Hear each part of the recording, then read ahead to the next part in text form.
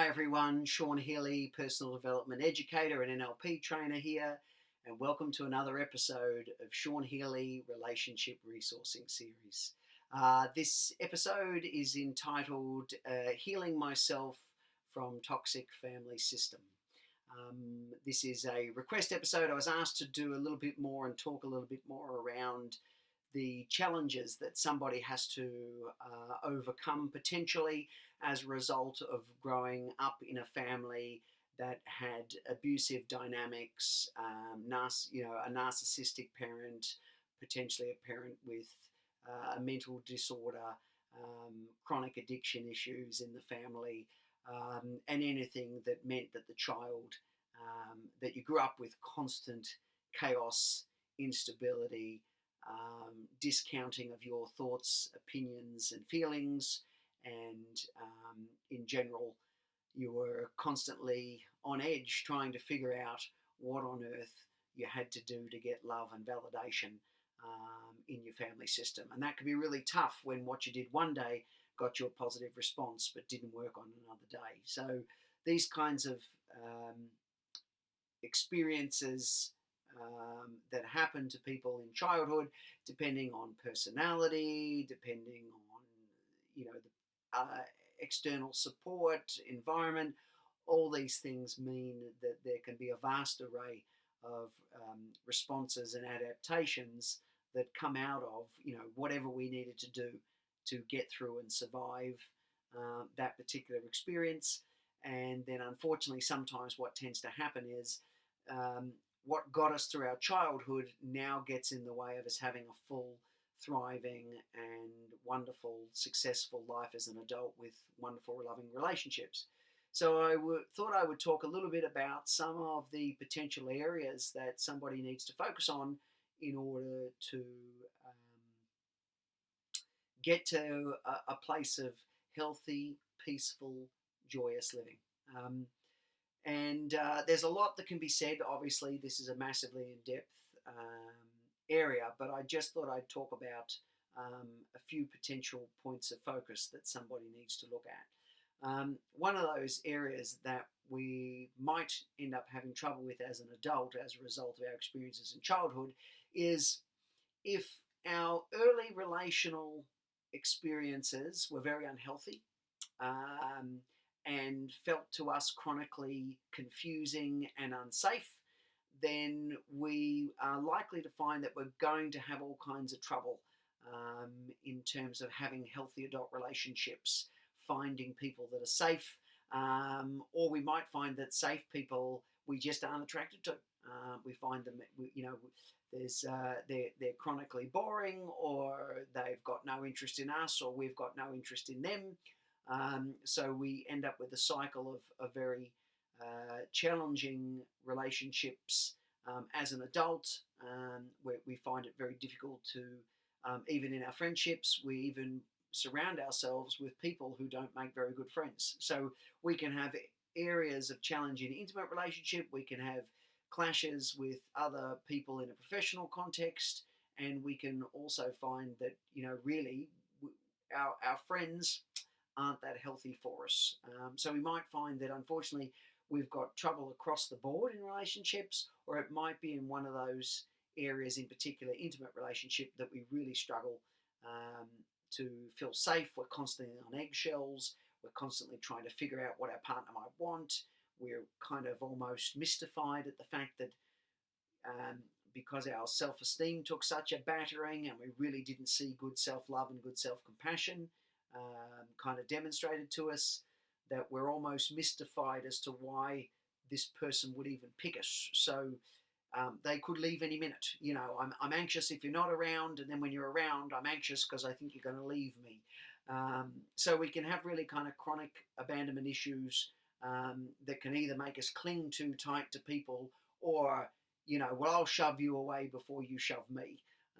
So there's areas we need to look at in terms of relationship, and that's where finding the right kind of fit with a therapist, a psychologist, a psychiatrist, a coach, whoever you're looking for.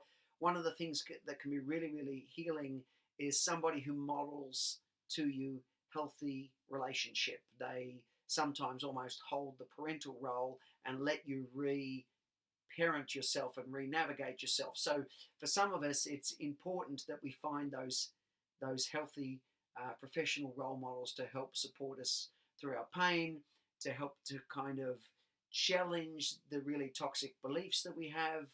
So in that regard, therapy is something, and there's lots of different options to explore, and it's really what works best for you, and really finding someone that you can is competent and trustworthy, and being prepared to, it might take a little bit of time to find someone who's a really good fit for you. But we're really committed to not just settling for somebody, but really looking for somebody who can really support us very effectively and allow us to repair the relational wounds that have gone on. And then the other element of that too is if we experience chronic neglect and a disregard, and there wasn't much touch or hugging or affection in our family system, then we might need to also look at some body work to help us settle and regulate our system, whether that's because we've been chronically hypervigilant and our body's almost in a rock-like frozen kind of state. We might have to commit to Pilates, stretching, yoga, deep breathing, meditation exercises, and again exploring some of those until you find something that you can feel. You can see a person when they kind of unconsciously have that shift into a moment of relief. There's that, the body lets go of the tension. And so we're looking for those things where if we're so chronically held together, what physical activity do I engage in that lets me do that? Or perhaps some havening might be some kind of therapeutic healing through touch work, can end up being really, really significant and important to really getting to a place where we're able to come back into our body, because it might not have been that safe for us as a child. The only way to survive our environment, because we couldn't physically leave, is we mentally left. We jumped out of our body and went somewhere else. So getting to a point where metaphorically we're comfortable to be back in our body again, we're comfortable to experience pleasure and joy. And where that leads me to, so we've got our relational challenges that we need to work through and navigate and commit to getting healthier and healthier. So it's a work in progress. We're getting healthier relationships. We're getting healthier references. We're not going to go from things that chronically don't work to suddenly bang. There we are in this wondrous relationship. Sometimes it's about getting healthier as we go, and then weeding out the things that don't kind of work for us as we learn more and more about what it is to be in healthy relating. And then the other element of it is that for some of us, we have to look at what's known as norepinephrine or noradrenaline addiction, or in simple terms, becoming a pain addict. In effect, norepinephrine or noradrenaline, same chemical, just different depending on where you are in the world. This kind of mutes our system down. It's kind of the brakes so we don't get overly worked up. But what can happen is if we've been chronically exposed to pain as a very young child, what we basically start to associate is pleasure means pain, because even though I might have a moment of pleasure, it's going to be taken from me. And so I start to learn ways to control the loss that I believe is coming by short-circuiting or avoiding or circumventing any pleasureful experience. What this might mean is that, if I'm going to go to an event that I know is going to be fun and joyous, a party, a play, a concert, inevitably I'll end up miscalculating the time, and then I'll arrive all worked up and stressed and probably late. So, I'll do things to make sure that I get in the way of having the full experience. If you buy me an expensive present, I'll find I've broken it, lost it, or gave it away within a week, because, like I said, pleasure is very anxiety provoking. If I suddenly do really well at work, I'm going to be terrified of the fact that I'm going to bugger that up, that I'm going to wreck that experience in some kind of way. And after working so hard to get to a place of success, suddenly my performance and competencies drop almost in a mystifying way.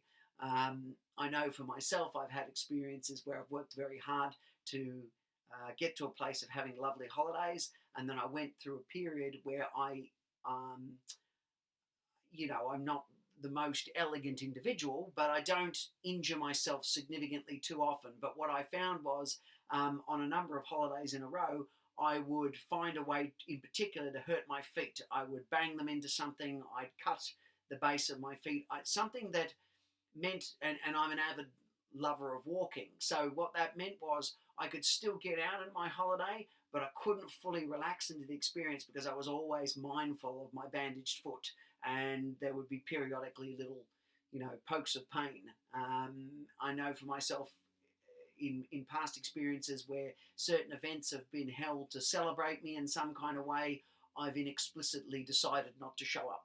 And then everybody's kind of angry and mystified at me afterwards. This event was put on for you, and you never even fronted. And it's never even at the time when I was, I can't even tell you where I kind of went when I made that choice. So one of the things that we have to do is, if our association with pleasure is always going to be taken from us, then we have to face the anxiety of pleasure and slowly work our way back into and find ways to move towards pleasure, to initiate pleasure, and to desensitize towards it.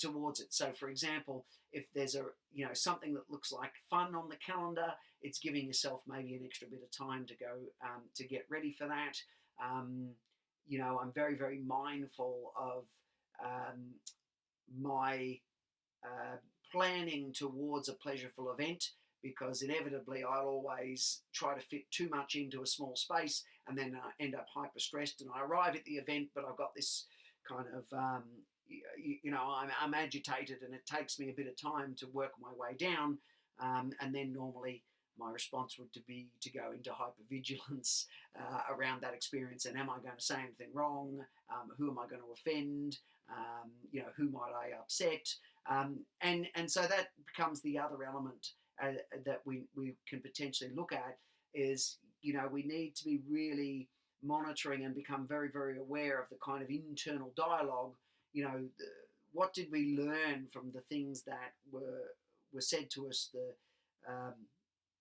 the manipulations, the shoulds, the shaming, the perfectionism, the demands that were, the requests that we basically put our needs completely to the side to cater for maybe a very self-focused parent. That how have we taken that external experience and internalized it into our dialogue, so that we're catching ourselves because it can be so easy to go into that shaming, critical, perfectionistic, belittling kind of self-talk, and really setting the boundary as we get better at setting boundaries, not only externally and being able to say no to people around the things that we don't want to do, but we're also really watching the kinds of boundaries and retraining our internal language, because that is stunningly powerful. To go, stop, no, I'm not going to listen to you. This, drill sergeant in my head screaming at me, abusing me about how pathetic I am right now, that doesn't help me. That's not going to work, and I'm not going to put up with that language anymore. So, and again, getting comfortable with and this finding more gentle voices, more compassionate, learning to motivate and move ourselves without all that other drama, criticism, yelling and screaming, or whatever, however it is that you used to drive yourself before, that we are finding more healthy ways. And then we're watching for the little tricks that happen too. They go, oh, well, if we're not absolutely shaming ourselves and belittling ourselves internally, we'll never get anything done. If we haven't got this absolute sense of urgency, we'll never get anything done. No, those are all hooks and tricks of the internal dialogue. Thank you, I'm not buying into it. I can learn to move myself in far more productive, compassionate and clear ways, where I'm far more likely to actually get a better kind of result. Um, so there's a lot more that we can sort of say, and again, it goes without saying, we need to get more and more aware of when, if we've got PTSD and things like that, then we're going to have trauma triggers. Situations can present that um, people without that, might get mildly anxious or just kind of water off a duck's back stuff, whereas, now we have to kind of, depending on how much we've been kind of triggered into whatever we do, hypervigilance, hypershaming, um, all this kind of uncomfortableness flooding through the body, that we're getting better and better at kind of reducing those things down with whatever method that we've employed, so that we're not kind of either carrying this mild generalized trauma trigger everywhere, so that all parts of life, it's a full-time job sometimes just managing this. And one of my aims is to get to a place where, as I'm kind of moving through my recovery journey, less and less time is spent here, so more and more time can be spent just in a relaxed way, enjoying the world without this hyper evaluation going on all the time. That really is probably not a very accurate evaluation, because it only tends to see the negative and discount the positive. So we're not even doing evaluation in as elegant and effective way as we can, but we're getting better and better. So we're learning how to kind of change the self-talk, mute down the inner critic, and find those more healthy internal aspects and letting them grow and flourish. Then, of course, as I say, if we've got issues around allowing ourselves pleasure, and allowing ourselves to receive and enjoy, we're working on the discomfort of pleasure until we can have a normal experience, that we can enjoy those aspects of life. We're doing our relationship work.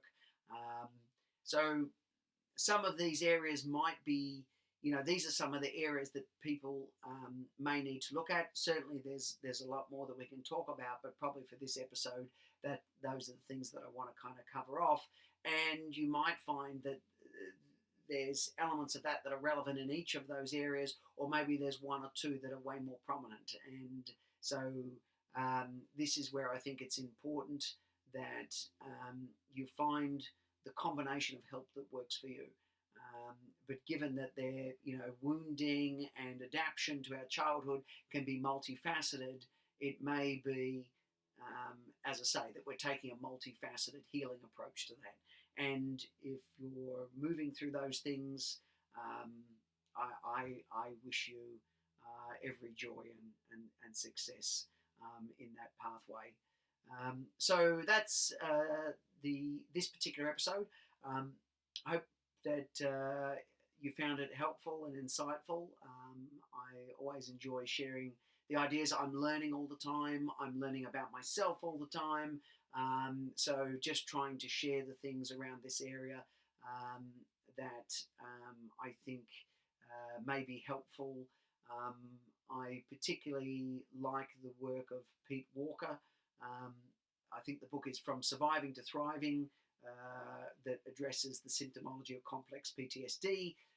Pete Walker's stuff, and I think it's The Tao of Fully Feeling might be his other book, but don't quote me on that. But Pete Walker's well worth looking up.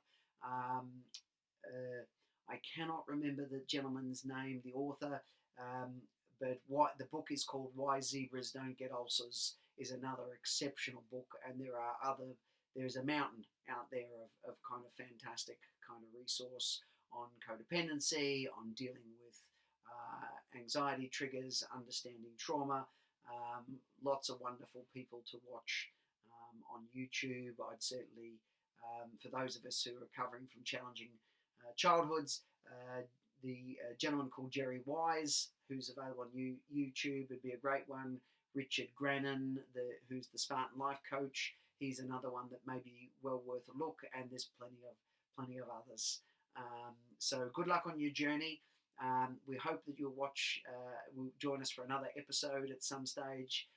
Thank you to the people who requested this episode, and I hope it sort of hits the mark of what you're kind of looking for. Of course, come visit us at the website emergencetraining.com.au, or the podcast series Sean Healy Tools, which deals with a lot of these other kind of elements, but in podcast form.